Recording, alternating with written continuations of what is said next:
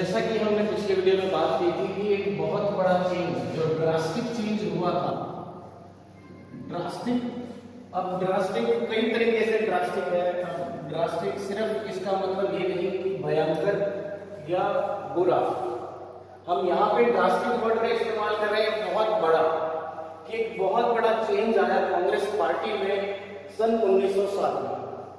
अब 1907 में बदलाव क्या हुआ? 1907 में एक सूरत सेशन, मतलब सूरत जो गुजरात, हमारे गुजरात में एक शहर है सूरत, उस जगह पर एक सेशन, मतलब एक मीटिंग बैठी, कुछ लोगों की मीटिंग हुई और कांग्रेस पार्टी का डिवीजन कर दिया गया। डिवीजन इन द सेंस कि कांग्रेस पार्टी, अब देखो हर जगह पे दो सोच वाले लोग होते हैं। कुछ ऐसे लोग होते हैं जो काफी नरम सोच या काफी फ्लेक्सिबल या ऐसी सोच वाले लोग होते हैं जो हिंसा को या मारकाट को सपोर्ट नहीं करते। लेकिन कुछ ऐसी सोच वाले लोग भी होते हैं जो हिंसा, वायलेंस और उन चीजों का इस्तेमाल कर लेते हैं अपना टारगेट अचीव करने के लिए। तो वो टारगेट, अब इसी तरीके के लोग जो हैं कांग्रेस पार्टी में भी थे और इसी वजह से कांग्रेस पार्टी का क्या कर दिया गया? डिवीजन हुआ 1907 में। अब 1907 में सूरत शहर में एक मीटिंग हुई, उस मीटिंग में कांग्रेस पार्टी का डिवीजन कर दिया गया। अब कांग्रेस पार्टी जो थी, it was divided into two groups. अब इस कांग्रेस पार्टी में भी दो सोच वाले लोग थे।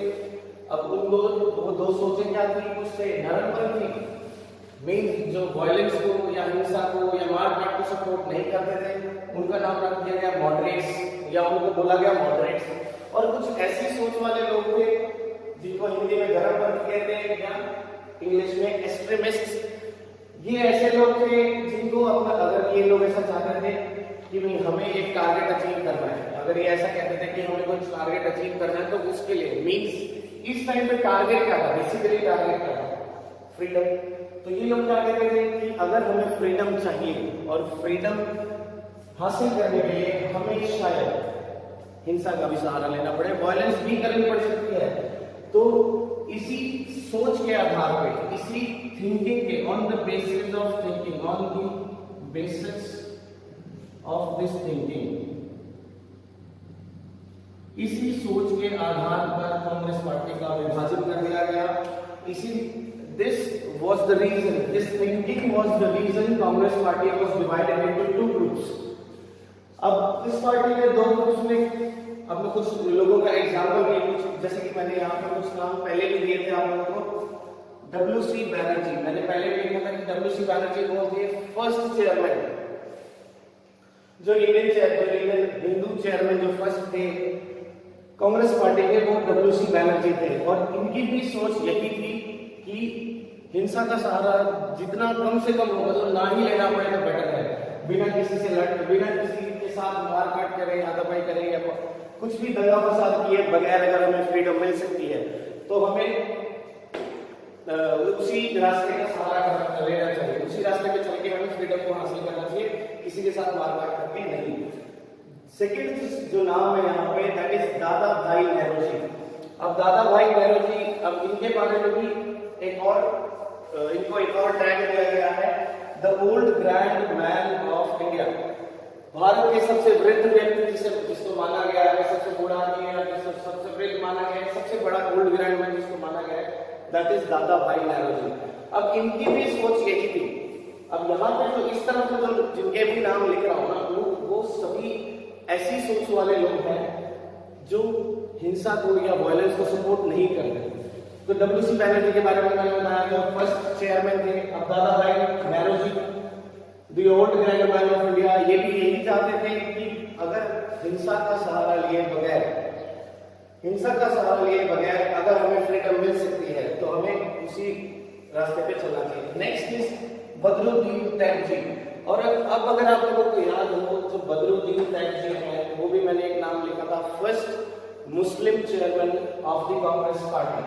अब कांग्रेस पार्टी का जो सबसे पहला मुस्लिम चेयरमैन, मुस्लिम प्रधान था, वो था बदरुद्दीन तैयब जी। और ये और भी बहुत सारे लोग थे कि मैंने जस्ट कुछ एग्जांपल्स दिए हैं। इन सभी लोगों की सोच ही ये थी कि अगर वायलेंस को सपोर्ट ना किया जाए और वायलेंस किए बगैर कि लोगों की जाने ना जाए, लोगों को मरना ना पड़े, और अगर हमें उसी रास्ते पे चल के या उसी ऑप्शन से अगर हमें फ्रीडम मिल सकती है तो क्यों नहीं, बिना मार काट के अगर हम आजादी हासिल कर सकते हैं तो लोगों को मारने की जरूरत ही क्या है। तो मैं यहाँ पे एक चीज लिखता हूँ कि ये जो लोग थे, जो मॉडरेट्स थे, यहाँ पे देता हूँ, इनकी सोच क्या थी, नॉन वायलेंट, और इनकी मे भी कह सकते हैं वायलेंट। अब बात करते हैं एक्सट्रीमिस्ट की। अभी हमने बात की मॉडरेट्स की, कि मॉडरेट्स जो थे, नरमपंथी जो थे, वो हिंसक नहीं थे, हिंसा नहीं चाहते थे। अब हम बात कर रहे हैं एक्सट्रीमिस्ट की। अब एक्सट्रीमिस्ट जो थे, नरमपंथी जो थे, इनके कुछ एग्जांपल्स को याद करने के लिए मैंने लिखा है लाल बाल पाल। लाल बाल, लाल बाल से रेड कलर हेयर याद कर सकते हैं कि लाल कलर के बाल, तो लाल बाल पाल। एक्सट्रीमिस्ट के कुछ नाम याद रखने के लिए आप इसका इस्तेमाल कर सकते हैं, लाल बाल पाल। लाल मीन्स लाला लाजपत राय, बाल मीन्स बाल गंगाधर तिलक, पाल मीन्स बिपिन चंद्र पाल। अब ये तीन लोग जो थे, इन तीनों की सोच ये थी कि अगर हमें आजादी हासिल करनी है और उसके लिए अगर हमें वायलेंस का सहारा लेना पड़ता है, हिंसा का सहारा लेना पड़ता है, लोगों को मारना भी पड़े, लोग कौन थे वहां पे, अब चाहे वो अंग्रेज हो चाहे भारतीय, जो भी फ्रीडम के रास्ते में, जो भी आजादी के रास्ते में आएगा, अगर उसको मारना पड़ता है या उसके साथ हिंसा करनी पड़ती है आजादी हासिल करने के लिए, तो हम वो करेंगे।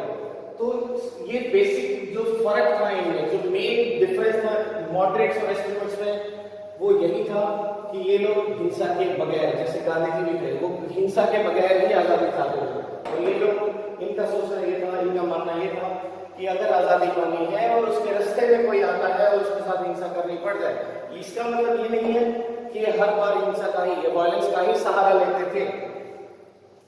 इनका ये मानना था कि अगर किसी को मारना भी पड़ा, आजादी के रास्ते में आता है जो, उसके लिए हम उसकी जान भी ले सकते हैं। तो इसके बाद भी काफी सारे चेंजेस हुए, जैसे कि 1906 में, वो हम करेंगे नेक्स्ट पार्ट में। हाँ जी, तो हम बात कर रहे थे नेशनलिज्म की। तो इससे पहले हमने बात की 1907 की, 1907 में ये बात की कि 1907 में कांग्रेस पार्टी का विभाजन कर दिया गया।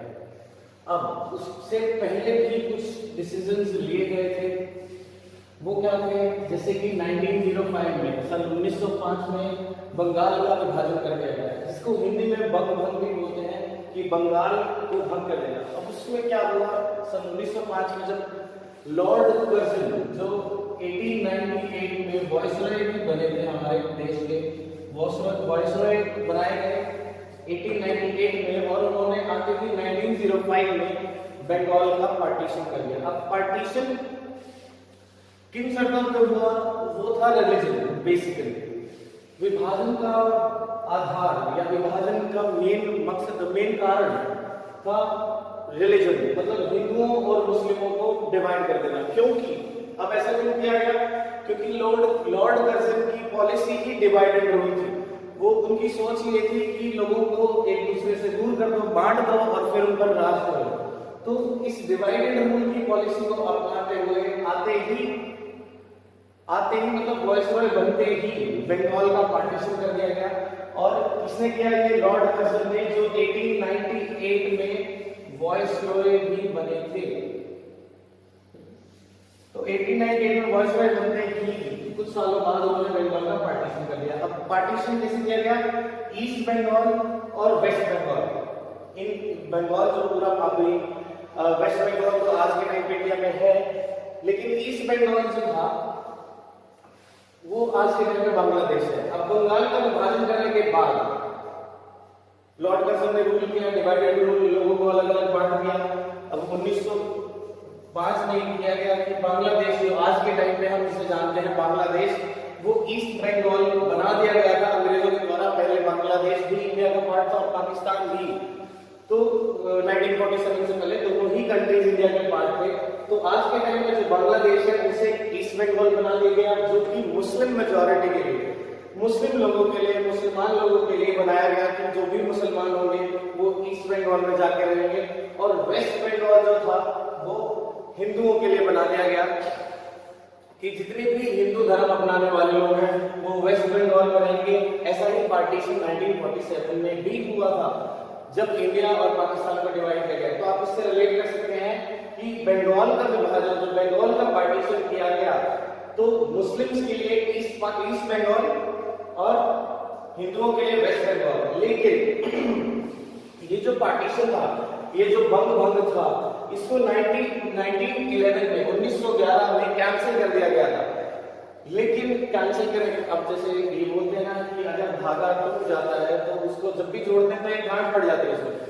ऐसे ही जब 1911 में इसे कैंसिल किया गया, जब इस पार्टीशन ऑफ बंगाल को रद्द किया गया, तो लोगों ने उसे नहीं अपनाया, क्योंकि इतने समय तक मुसलमान और हिंदू अलग हो चुके थे।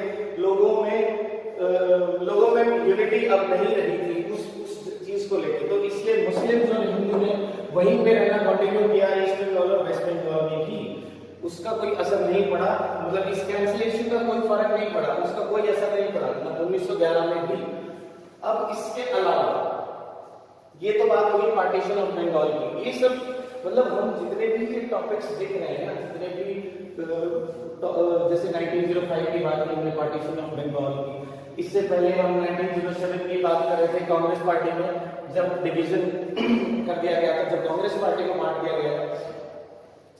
उससे हम क्या, इसका मकसद क्या है ये सब करने का कि नेशनलिज्म, ये सब चीजें ऐसी थी, इन सब का रिजल्ट ये निकला कि सब लोग एट लास्ट आखिर में सब लोग एक साथ आए और अपनी आजादी के लिए लड़ना शुरू किया।